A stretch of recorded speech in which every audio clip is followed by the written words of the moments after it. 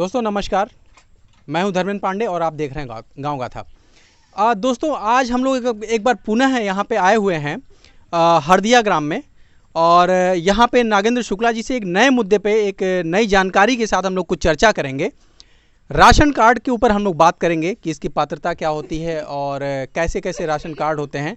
तो आइए सीधे हम लोग रूबरू कराते हैं नागेंद्र जी को और उनसे जानते हैं राशन कार्ड के बारे में। नागेंद्र जी, आपका स्वागत है हमारे चैनल पे। धन्यवाद आदरणीय पांडे जी, आपके गांव गाथा चैनल को बहुत बहुत धन्यवाद कि हमें अवसर मिलता है और एक बार पुनः आपका मेरे ग्राम पंचायत हरदिया में स्वागत और अभिनंदन है।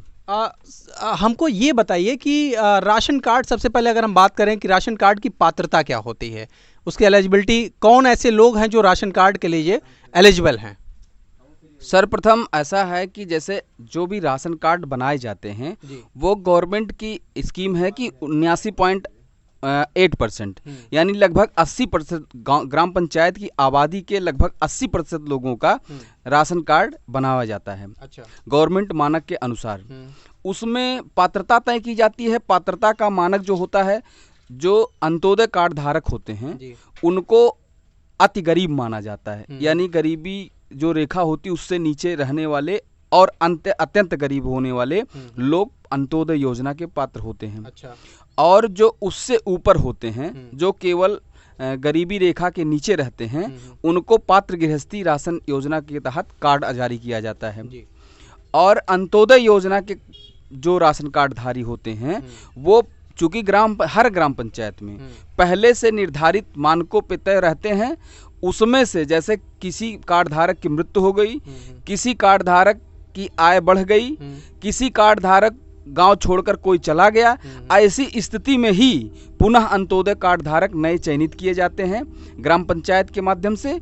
और दूसरा, पात्र गृहस्थी जो कार्ड धारक होते हैं उन सभी लोगों का कार्ड जारी किया जाता है जो वार्षिकी 2 लाख आय से कम इनकम प्राप्त करते हैं।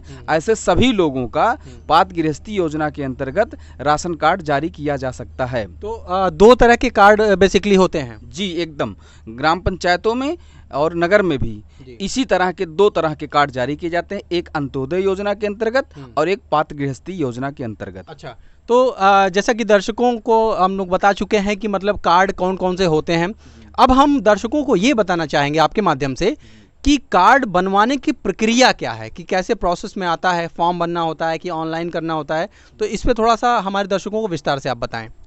जैसे हमने पहले बताया कि अंत्योदय योजना का कार्ड जो पहले से बना होता है उसमें किसी बहुत ऐसी परिस्थिति आती है जब कोई कार्ड डिलीट होता है तभी नया कार्ड जारी होता है, उसमें नया बढ़ोतरी नहीं होती है।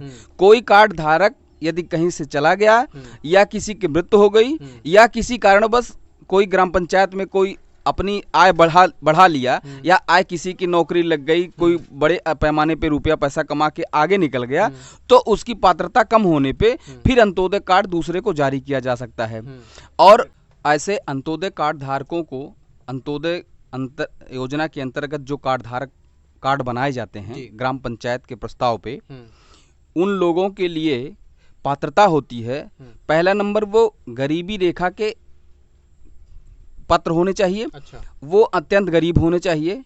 पात्रता तो है जिनके पास मकान भी ना हो, जिनके पास रहने के लिए पर्याप्त संसाधन ना हो, जमीन ना हो, खेत ना हो और कमाई के पर्याप्त साधन ना हो, यानी उनकी इनकम 36,000 रुपये वार्षिकी से भी कम हो।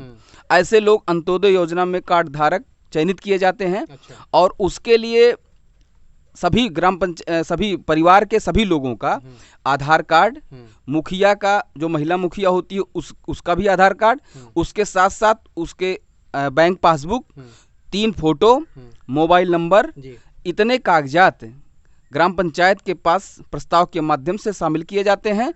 जिसका डिलीट होता है उसके बाद उसका शामिल किया जाता है। अच्छा, ये प्रक्रिया ऑनलाइन होती है या ऑफलाइन होती है? यह प्रक्रिया जो है ये ऑफलाइन होती है अंत्योदय योजना की। अंत्योदय योजना की प्रक्रिया ऑफलाइन कागज प्रस्ताव के माध्यम से जाता है और पुनः विभाग द्वारा वो ऑनलाइन करके जारी किया जाता है अंत्योदय योजना का। अच्छा। और जो पात्र गृहस्थी के राशन कार्ड जारी किए जाते हैं उसमें नए कार्ड बनवाने के लिए पहले तो इनकम सर्टिफिकेट यानी आय प्रमाण पत्र 2 लाख रुपए से तक का होना चाहिए। अच्छा। पहला नंबर। दूसरा नंबर, आधार कार्ड पूरे परिवार का होना चाहिए। तीसरा, परिवार के मुखिया यानी महिला पुरुष में दोनों में से किसी एक का बैंक पासबुक होना चाहिए, बैंक होना चाहिए, खाता होना चाहिए। उसके साथ उसकी 3 फोटो मुखिया की होनी चाहिए, मोबाइल नंबर। इतने कागजात जब कंप्लीट हो जाते हैं तब वो CSC ग्राहक सेवा केंद्र से ऑनलाइन करता है। ऑनलाइन करने के बाद विभाग में जब वो जाता है तो उसकी हार्ड कॉपी विभाग में जमा की जाती है। वो भी ग्राम पंचायत सचिव के माध्यम से जमा की कराई जाती है और उसके बाद विभाग का डिजिटल सिग्नेचर होता है, तब उसका पात्र गृहस्थी कार्ड जारी हो जाता है। और तब वह उस कार्ड का जो भी लाभ होता है पात्र पाने लगता है।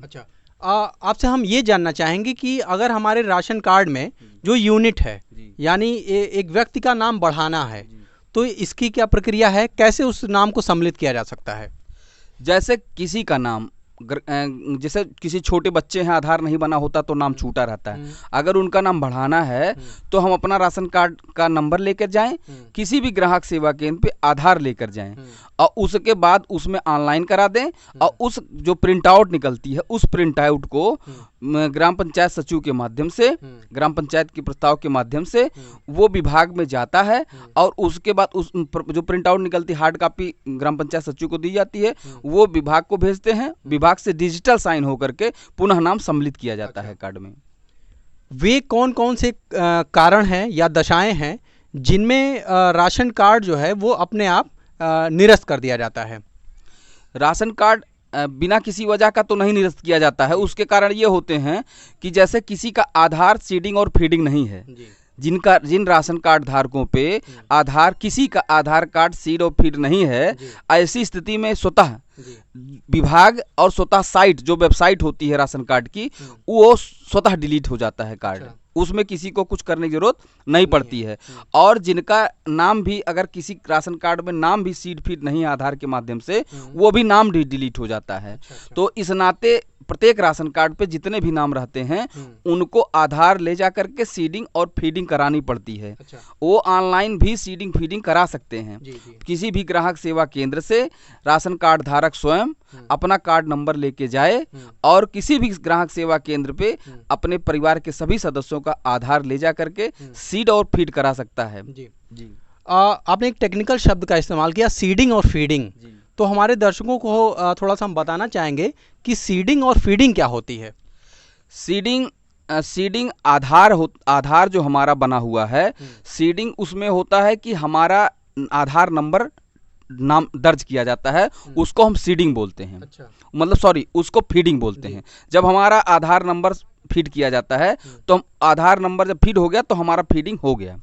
और सीडिंग वो होता है कि आधार के हिसाब से एक एक शब्द, जो भी वर्ड होते हैं उसमें स्पेलिंग सहित एक एक शब्द का उसमें डिफरेंट जो होता है एक्चुअल, वो उस पे उतारा जाता है। जन्म तिथि है, चाहे नाम है, पिता का नाम है, एड्रेस है, वो सेम टू सेम हूबहू जब उसमें दर्ज कर दिया जाता है तो वो सीडिंग, उसको सीडिंग कहते हैं।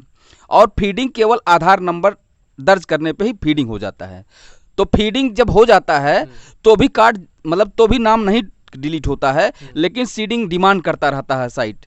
तो इस नाते सीडिंग भी होना आवश्यक है। सीडिंग की ना स्थिति में अंगूठा जो इस पास से लगता है, जो अंगूठा लगा के राशन मिलता है, तो अंगूठा लगाने में दिक्कत होती है सीडिंग ना रहने पे। इस नाते किसी का अंगूठा नहीं लगता है, तो सीडिंग होना भी आवश्यक है। जो बायोमेट्रिक्स की प्रक्रिया है वो सीडिंग के अभाव में पूरी नहीं हो सकती है। जी ऐसी है। जैसे अगर जिसका सीडिंग भी नहीं होता है तो बायोमेट्रिक आसानी से नहीं लगता है, वो बार बार उसको परेशान होना पड़ता है। इसलिए प्रत्येक राशन कार्ड में जितने भी आधार कार्ड लगे हैं, जितने भी सदस्य हैं, उनका सीडिंग और फीडिंग बहुत ही आवश्यक है, जिससे परिवार का कोई भी सदस्य अपना बायोमेट्रिक लगा के राशन ले सकता है। अच्छा, अब इसी प्रक्रिया से जुड़ा हुआ एक अहम सवाल है।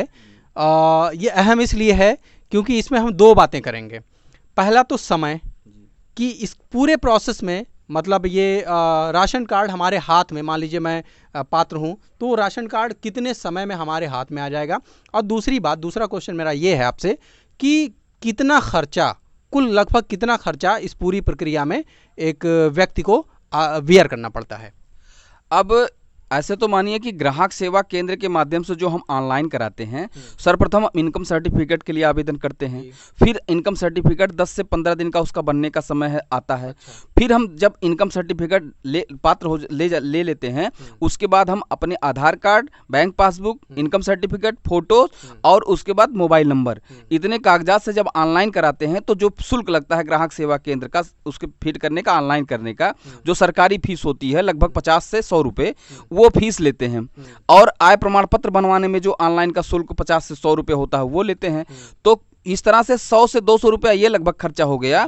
और इसके बाद जो हम विभाग को देते हैं ले जा करके, तो हमारा आने जाने में जो खर्चा हो वही खर्चा लगता है, बाकी कहीं अन्य खर्चा नहीं लगता है और उसका कार्ड जारी हो जाता है। किंतु इस समय बस्ती जनपद की जो हमारी सीमा है, बस्ती जनपद में जितनी भी कैपेसिटी है वो पूरा हो चुका है। इस नाते नए कार्ड अभी जारी नहीं किए जा रहे हैं। इस समय आवंटन नहीं हो रहा है, क्योंकि जो बस्ती जनपद का आवंटन है, कार्ड बनने की सीमा है वो लाख है। इस नाते नए कार्ड नहीं जारी किए जा रहे हैं। जैसे ही इसकी संशोधन, इसका मतलब सत्यापन कराया जा रहा है विभाग से, तो सत्यापन का मतलब कि जो कार्ड धारक अभी पात्र नहीं हैं उनके कार्ड डिलीट किए जाएंगे और जो पात्र छूटे हुए हैं उनको इस योजना में शामिल किए जाएंगे। जी, ये स्कीम के तहत सत्यापन कराया जा रहा है। जी। अगर किसी कारणवश राशन कार्ड खो जाता है, नष्ट हो जाता है, जल जाता है, या किन्हीं कारणवश वो पात्र के पास नहीं है, तो ऐसी दशा में दोबारा उस प्रोसेस को करने के लिए क्या क्या चीज़ें करनी पड़ती हैं? मतलब वो राशन कार्ड दोबारा कैसे प्राप्त कर सकता है? अब तो सबसे आसान है, ऑनलाइन सब कुछ है। अच्छा। हम केवल कार्ड नंबर, जैसे अगर हमारे पास कार्ड नंबर नहीं भी पात्र के पास है तो वो अपने दुकानदार से, उचित दर विक्रेता से अपना कार्ड नंबर प्राप्त कर सकता है, क्योंकि सबका राशन कार्ड नंबर उनके पास सूची के माध्यम से उपलब्ध रहता है। और वो अपना राशन कार्ड नंबर ले लें और किसी भी सहज जन सेवा केंद्र से प्रिंट आउट निकाल लें। अच्छा। और वो प्रिंट आउट निकाल लेंगे, वो विभाग में देंगे, पुनः राशन कार्ड जारी कर दिया जाएगा। जी। तो नगेन जी, आपका बहुत बहुत धन्यवाद। राशन कार्ड से जुड़ी हुई अहम जानकारियां हमारे दर्शकों को आपने दिया। और दोस्तों, हम उम्मीद करते हैं कि आपको ये जानकारी पसंद आई होगी, आपको ज़रूर लाभान्वित करेगी। इसी तरह के वीडियो के लिए बने रहिए गाँव गाथा के साथ। बहुत बहुत धन्यवाद।